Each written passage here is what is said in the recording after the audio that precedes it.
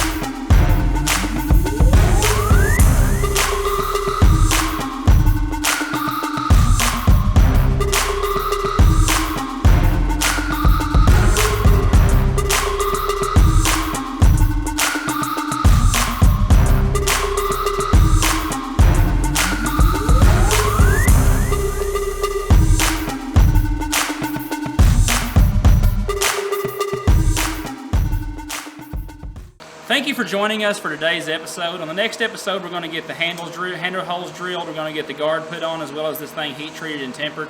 I look forward to seeing you then. If you would, hit that like and subscribe button, and we'll catch you on the next one.